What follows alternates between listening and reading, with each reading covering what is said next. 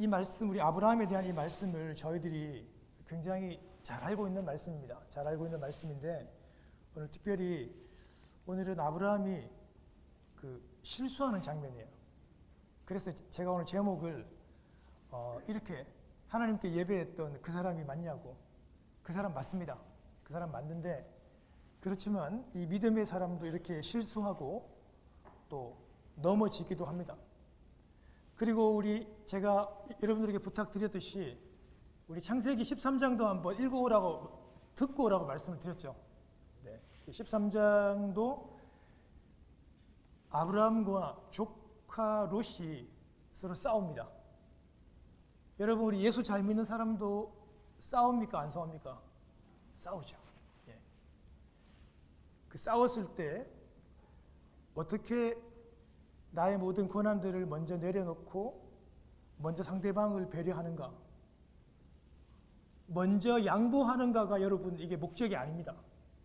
그런 윤리적인 거를 보려고 하는 게 아니라 얼마나 잘 양보하고 잘 착하게 잘 내려놓았는가를 보는 게 아니고 아브라함의 입장에서 얼마나 하나님의 편에서 하나님의 편을 선택하는지 그것이 어떻게 양보로 이어졌는지를 저희들이 함께 살펴보려고 합니다.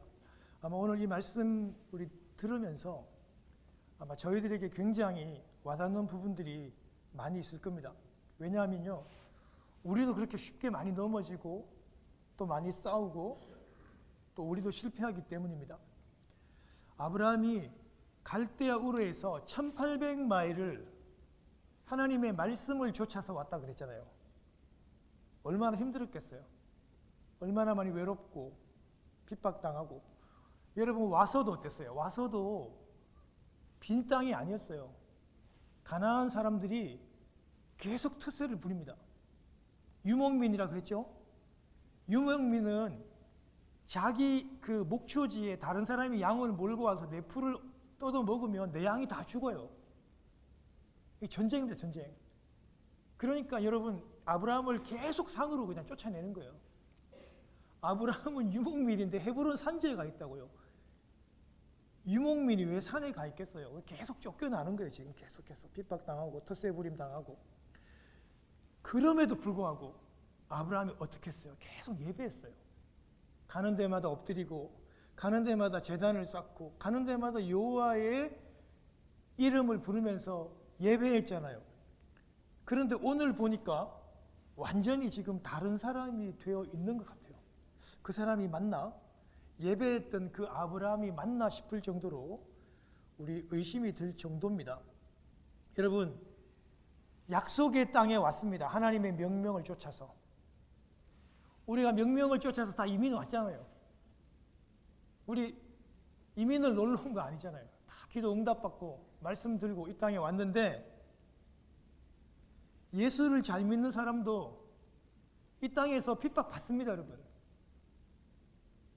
하나님의 명령을 따라서 다른 지역에서 뉴욕으로 왔는데 하는 일이 다 잘 됩니까, 여러분? 그렇지 않아요.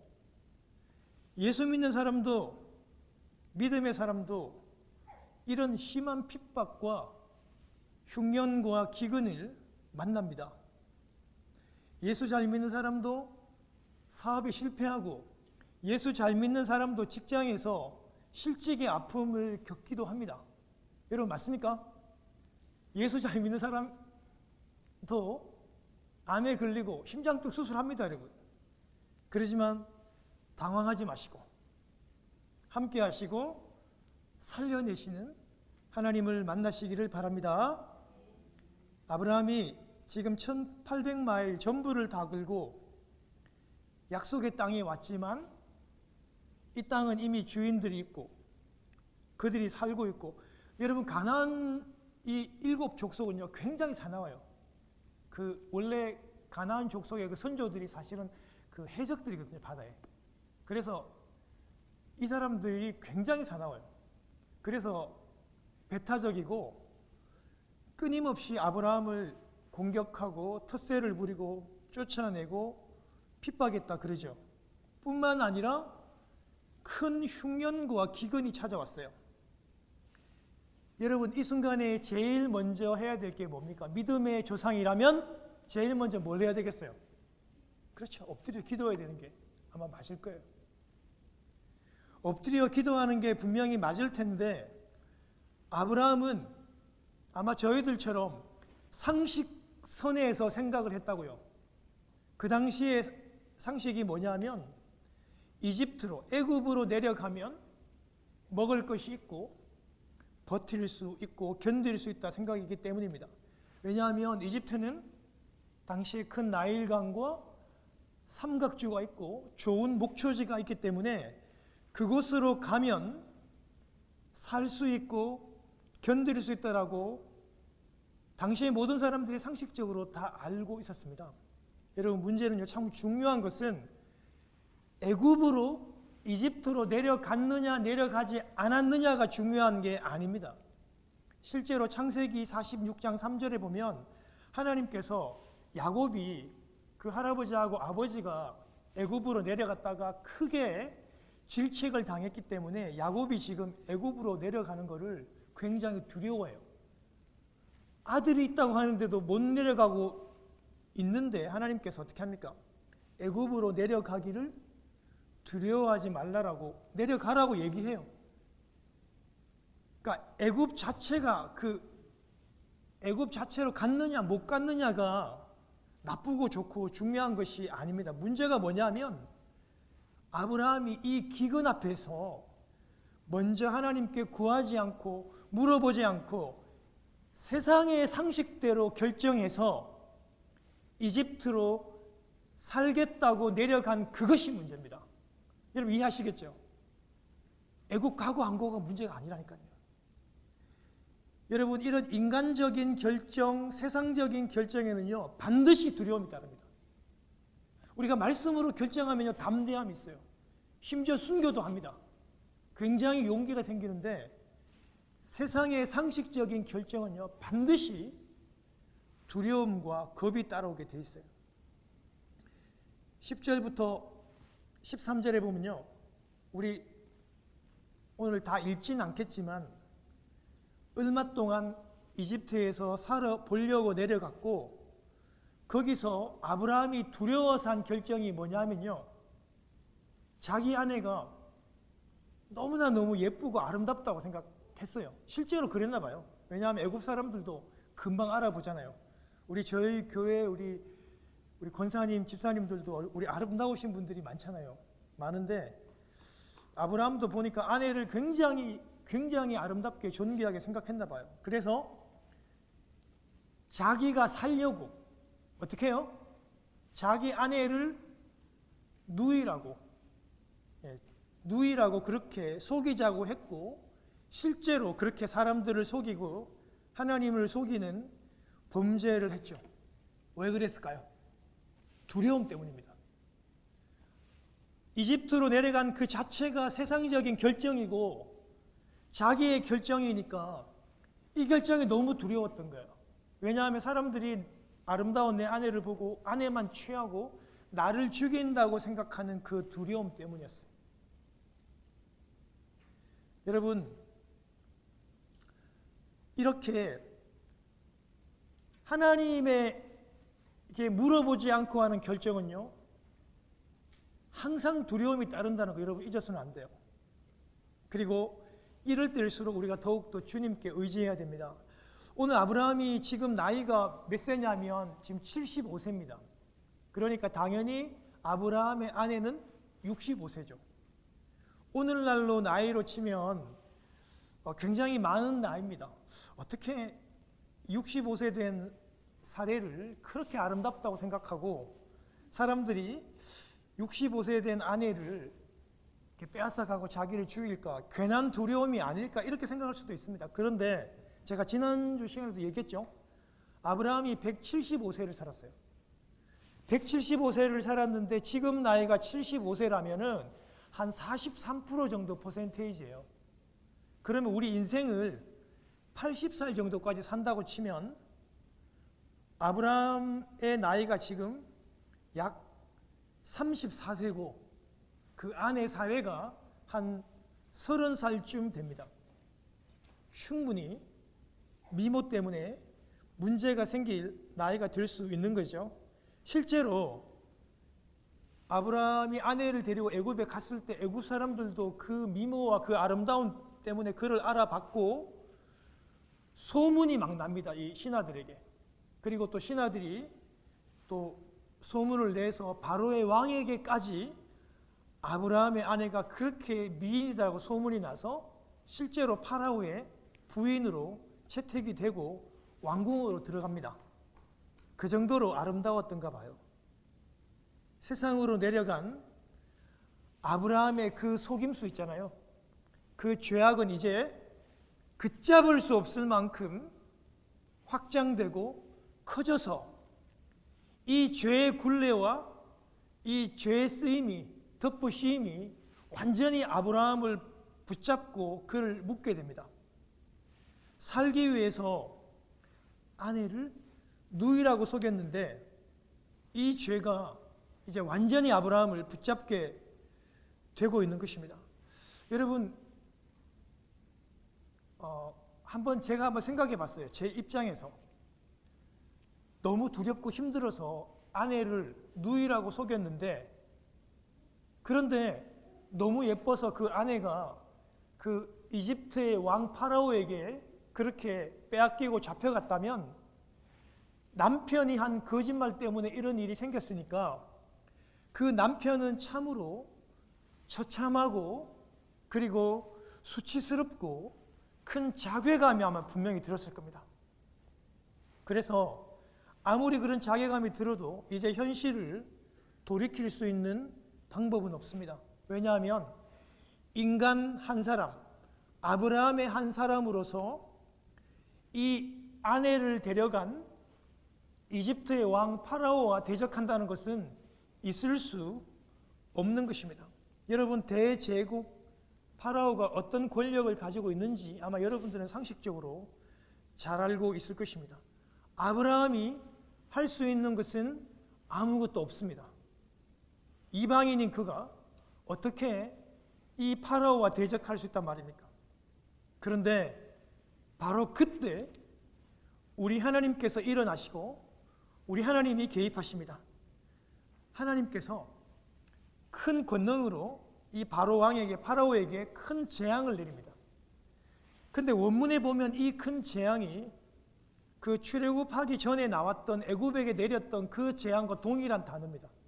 그래서 이 재앙은요, 큰 질병입니다. 이 큰 질병이고 때로는 큰 죽음일 수도 있어요. 그리고 여러분, 이 재앙을 이렇게 마치 후려치는 듯한 이런 느낌이거든요, 원문에는. 그래서 그 밤에 하나님께서 바로나 그의 가족들에게 이런 큰 질병이나 죽음에 이르는 큰 재앙으로 그를 후려쳤던 거예요. 하나님께서 권능으로 이 모든 사실에 개입하시고 그에게 재앙을 내리시면서 바로의 마음을 완전히 꺾어 놓으셨어요. 그렇게 꺾어 놓으시니 그가 어떻게 해요? 파라오가 어떻게 합니까? 사례를 놓아주고, 이제 여러분이 아브라함이 이제는 그 파라오의 처남이 되었잖아요. 친척이 되었잖아요. 그러니까 이 파라오가 아브라함에게 큰 재산을 줍니다. 양떼도 주고 나귀도 주고 그리고 남종 여종도 주면서 애굽에서 누릴 수 있는 큰 재산을 그에게 다 주었는데 이것을 하나도 빼앗지 않고 그대로 다 돌려줍니다. 그러니까 당연히 아내도 돌려주고 애굽에서 받았던 모든 재산들까지 하나도 빠짐없이 다 돌려주면서 나갈 수 있도록 순순히 풀어줍니다. 여러분, 이거는요 절대 상식적인 게 아니에요.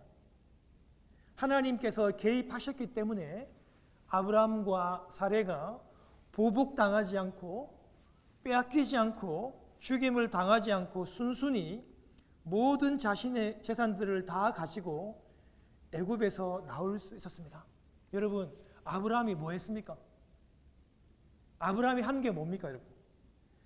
그가 고작 한 것이라고는요, 흉년을 만나서 하나님 앞에 물어보지도 않고 자기가 결정하고 마음대로 가나안 땅을, 약속의 땅을 떠나서 애굽으로 간 거 하나, 그리고 자기 목숨을 부지하려고 부끄럽게도 수치스럽게도 자기 아내를 누이라고 속이면서 거짓말한 것, 그리고 아내를 바로 왕에게 뺏겨버린 것.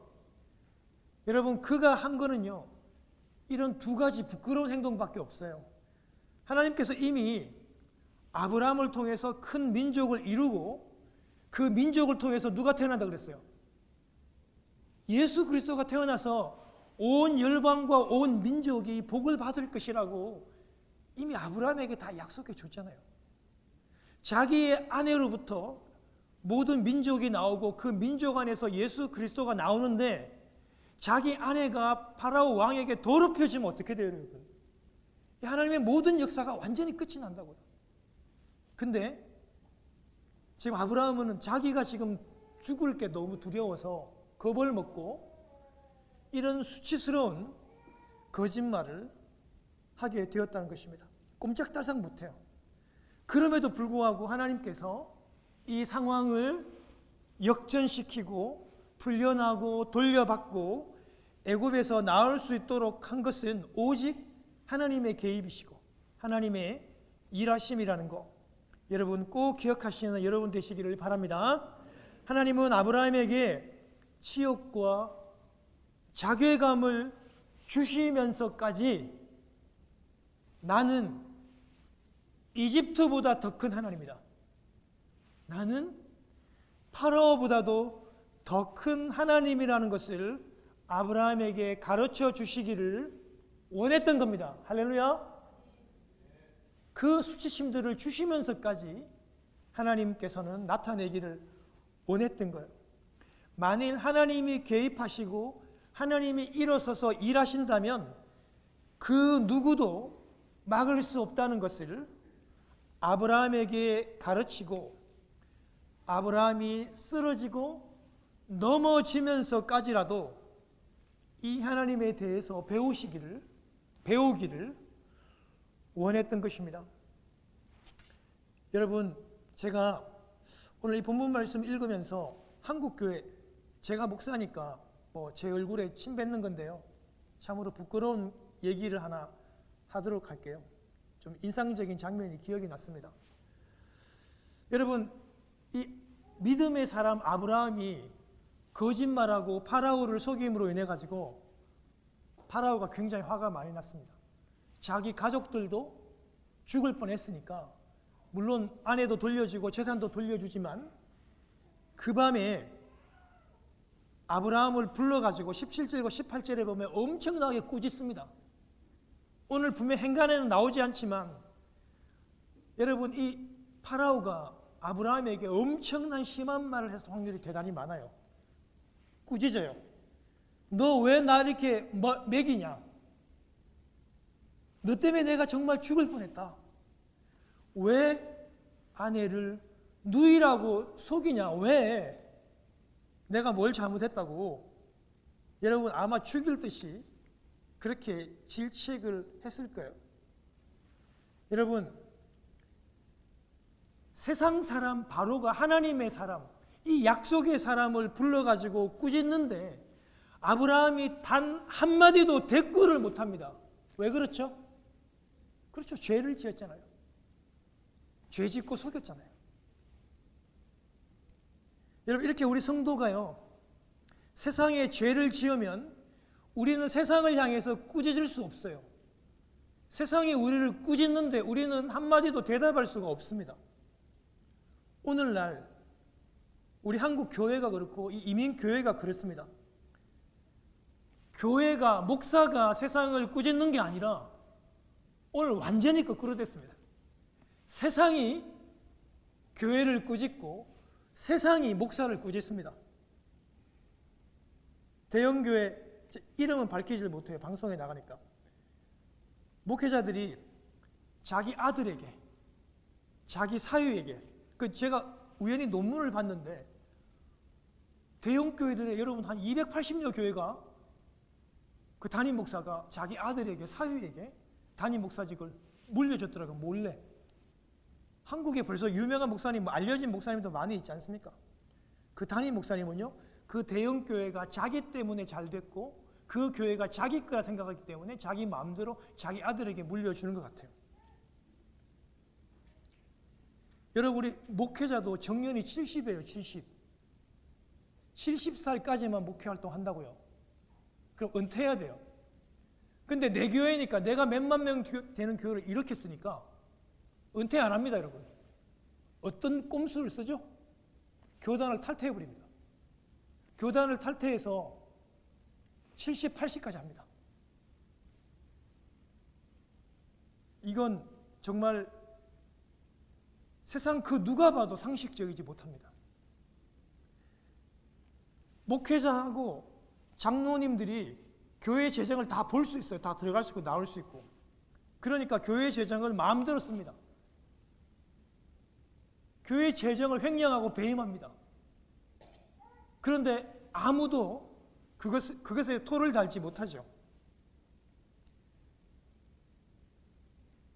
한국에 있는 여러분, 정말 저는 한 20대부터 엄청 존경했던 목사님이 계시는데 정말 그분의 책은 뭐 다 봤다고 할 정도로 존경하고 사랑했는데 이런 분들 역시 지금 마지막에 그 은퇴 자금으로 교회에다가 수십억을 요구해요. 수십억을. 교회가 엄청난 큰 분란에 사로잡혀 있습니다. 은퇴 자금도 있고, 그리고 여러분 그 모든 그게 매달마다 지급이 되는데도 교회에 수십억 원을 요구하고 실제로 그 돈을 가지고 나갔어요. 목회자들이 교회 안에서 성범죄를 일삼고 있습니다. 뭐 우리 방송 봐서 알잖아요, 그죠? 오늘날 교회와 목사는 세상으로부터 비판당하고 꾸짖음을 당해요. 그런데 아무도 대답을 못합니다. 왜요? 그 하는 행동이 바르지 못하니까요. 30억씩 은퇴자금으로 가져가는 목사가 여청년과 여성도와 그를 성폭행하고 호화 아파트에 벤츠 차를 두세 대씩 타고 다니는 그가 어떻게 세상을 향해서 꾸짖고 대꾸할 수 있겠습니까? 그런 세상이 되었습니다.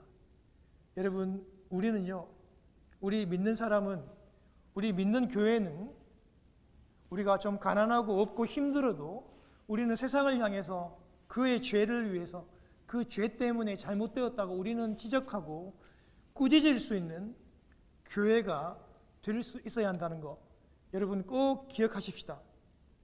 아브라함이 이 실패에서 함께 하시고 도우시는 그 하나님을 확실히 알았거든요. 확실히 알았기 때문에 롯하고 갈등이 생깁니다. 왜냐하면 아브라함도 지금 이집트에서 그 가축들을 많이 가지고 왔어요. 큰 부자가, 이미 벌써 부자가 됐어요. 그러니까 두 사람이 함께 살지 못하니까 서로 갈등이 있고 싸우게 되는데요. 그 갈등에서 아브라함이 먼저 선택권을 자식뻘 되는 조카 롯에게 양보합니다. 세상의 풍요함과 세상의 물질의 길을 택하지 않고 하나님의 편을 택하는 이유는 이런 고난을 통해서 만나는 그 확실한 하나님이 아브라함에게 있었기 때문에 아무리 내가 힘들고 어려워도 하나님은 반드시 나를 함께 하시고 나를 도우신다는 그런 확실한 믿음이 있었기 때문에 그 롯에게 먼저 선택권을 양보하고 먼저 세워 드리는 것입니다. 제가 오늘 본문은 읽지 않았지만 제가 13장까지 한번 잠시 살펴보고 여러분들이 들어보셨고 집에 가서 한번 읽어보시면 어려운 내용들이 하나도 없기 때문에 제가 13장을 간략하게 증거하고 제가 결론을 내리겠습니다. 아브라함이 이제 이집트에서 나오게 되죠. 파로가 보내주잖아요, 그죠? 그리고 다시 네겝 사막 쪽으로 올라갑니다. 그리고 아내와 조카 그리고 이집트에서 소유를 다 가지고 나오는데 13장 1절과 2절에 보면요, 이미 벌써 큰 부자가 되었다 이런 표현들이 나옵니다. 네게부에서 베델 산지로 산으로 올라갑니다.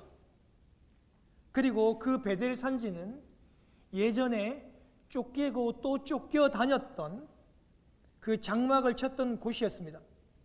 그곳에서 아브라함이 다시 하나님의 이름을 부르며 4절에 보면 다시 예배를 드리고 있습니다. 자기 뜻대로 이집트로 내려갈 때는 예배했다는 표현들이 없습니다. 내 마음대로 살 때, 내 뜻대로 살 때는 예배했다는 기록이 없습니다. 오직 두려워서 내가 살려고 이런 표현들만 나와요. 그런데 그가 다시 돌아왔을 때는 다시 하나님의 이름을 부르고 하나님을 예배하는 장면이 포착되고 있습니다. 여러분, 하나님이 해결해 주시고 하나님이 도와주시고 다시 약속의 땅으로 보내어 주신 그 사실들을 확신하며 그가 다시 예배 드리고 있다는 사실입니다. 약속의 땅에 돌아왔어요. 하나님의 권능도 경험했습니다. 그리고 예배도 지금 다시 드리잖아요. 그럼에도 불구하고 조카와 분쟁과 다툼과 싸움이 일어나 함께 할 수 없게 되었습니다. 제가 서두에서 말씀을 드렸듯이 우리 인생이 그렇다고요. 예수 믿어도 병 걸리고, 예수 믿어도 교통사고 당하고, 예수 믿어도 사업이 망하고, 직장에서 잘 안 될 수 있습니다, 여러분.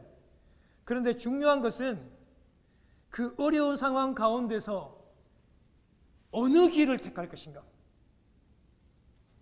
다시 예배의 자리에 설 것인가? 아니면 오늘 보게 될 롯처럼 다시 세상을 택할 것인가?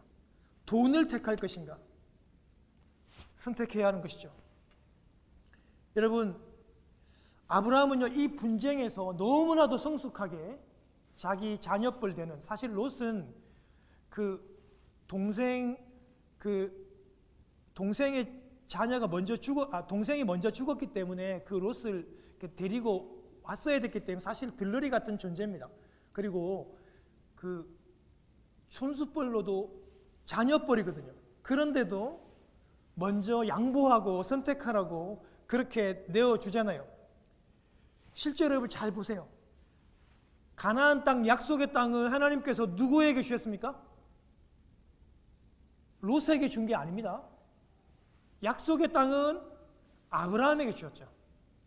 그럼에도 불구하고 둘이 땅 때문에 싸우게 될 때 아브라함이 먼저 선택권을 네가 좌하면 나는 우한다고 선택권을 조카 롯에게 먼저 주고 있는 것입니다. 여러분, 만약에요, 조카가, 큰아버지가 네가 선택해라, 네가 좋은 땅을 네가 한번 선택해 보아라 하면 우리 한국적인 정서에서는 아닙니다, 큰아버지. 그래도 우리 큰아버지께서 먼저 결정하시면 제가 하겠습니다. 이렇게 한 번 정도는 좀 이렇게 그냥 겸손의 어떤 모양으로 이렇게 반려 정도는 해야 되는데 롯이 바로 선택을 해요. 이 조카가 바로 선택을 하는데 어떻게 선택하냐면요, 세상의 관점으로 객관적으로, 그러니까 풀이 많은 쪽, 산이 아니라 평지 쪽, 목초지 쪽, 요단 들판 쪽, 소돔과 고모라가 있는 그 땅을 선택합니다. 그 이유가 뭐냐면 성경 가운데 우리가 들어서 알잖아요. 이유가 뭐냐면 그곳은요, 물이 넉넉하대요. 당연하죠. 유목을 하려면 양떼들에게, 염소들에게 물을 먹일 수 있는 물이 있어야죠. 그리고 목초와 평지가 있었기 때문에 롯이 그곳을 선택했대요. 유목하는 사람으로서는 당연할지 모르지만 하나님의 사람으로서는 절대 잊으면 안 되는 것을 그 롯은 지금 잊고 있는 것입니다. 롯은요, 모든 기준 자체가 세상의 기준이에요. 내 목축 사업이 잘 될 곳, 돈이 되는 곳, 내가 손해보지 않는 곳을 선택했다는 겁니다. 13장 10절에 보면요, 이 롯이 그 죄악된 소돔을 보면서 그 물이 넉넉한 들판을 보면서 이런 표현들을 써요. 잘 들어보세요. 그 죄악된 소돔을 보고 여호와의 동산 같고 애굽 같았더라. 여호와의 동산 에덴 동산과 지금 세상 애굽 이 두 가지를 지금 혼동하고 있어요. 분간을 못해요. 헷갈려하고 있어요. 어떻게 여호와의 동산 에덴 빛 참선이 있는 그곳과 애굽같이 풍요롭고 죄악이 많고 어두운 그곳이 같을 수 있습니까? 그런데 이미 롯은 그것을 혼동하고 있고 그는 철저하게 세상의 기준으로 이 소돔의 들판을 결정하는 것입니다. 13장 13절에 보면 분명히 이 소돔은요, 죄가 가득하고 주님을 하나님을 대적하고 거스르고 온갖 죄악을 짓고 있다. 오죽했으면 하나님께서 이 소돔을 유황불로 다 태워 죽였었겠습니까? 얼마나 죄악이 관영했으면. 우리 이따가 보게 될 것입니다. 그런데 그곳을 지금 롯이 물이 많고 목초지가 풍부하니까 내 사업이 잘 될 것 같으니까 그곳을 선택했다는 겁니다. 여러분 잘 보세요. 아브라함과 롯도 동일하게 애굽으로 가서 고통당했습니다. 그 고통 중에서 하나님께서 당신의 권능으로 어떻게 해서 그 파라오의 마음을 움직여서 이 고통을, 이 고난을 어떻게 역전시켰는지를 아브라함도 경험했고 롯도 경험했어요. 그런데 결정은, 바라보는 시각과 해석은 완전히 다릅니다. 롯은 돈이 되는 것, 사업이 되는 것, 세상에 유리한 쪽을 택합니다. 그러나 아브라함이 택한 것은 척박한 그 반대편인 헤브론 산지를 택합니다. 유목민에게 여러분 산지는 어울리지 않는 지역입니다. 그 산지로 돌아가서 아브라함은 다시 그곳에서 다시 예배의 자리를 선택했다는 겁니다. 여러분 이 설교를 마치기를 원합니다. 사랑하는 여러분, 우리 이민의 삶 가운데서도 고통이 있습니다. 한국에서 우리 부모님들이 우리 유학 보내주려면 집 팔아야 됩니다. 그것도 서울권에서 거의 아파트를 파셔야 돼요. 자녀 학비 때문에. 그렇게 열심히 공부하고 최선을 다해서 좋은 성적을 했는데 정부가 바뀌어가지고 한국을 가래요. 돌아가야 되는 상황입니다. 얼마나 두렵고 힘듭니까? 졸업을 하면 당연히 취직이 될 거라 생각했는데 여기서 그렇지 않습니다, 여러분. 어렵습니다. 직장의 어려움도 겪습니다. 사업도 어렵고, 여러분 여러 가지 우리가 질병을 만나기도 하고 때로는 넘어지기도 하고 고통을 당하기도 합니다. 우리가 이렇게 힘들고 외롭고 당황스러운 우리의 상황 가운데서 우리가 무엇을 선택해야 할까요? 여러분, 세상의 기준으로, 세상의 이익으로 소돔의 들판, 소돔의 목초지를 선택하지 않고 좀 불편하고 좀 힘들고 좀 괴로워도 헤브론 산지를, 예배의 자리를, 하나님의 자리를 선택하는 여러분 되시기를 주님의 이름으로 축원합니다.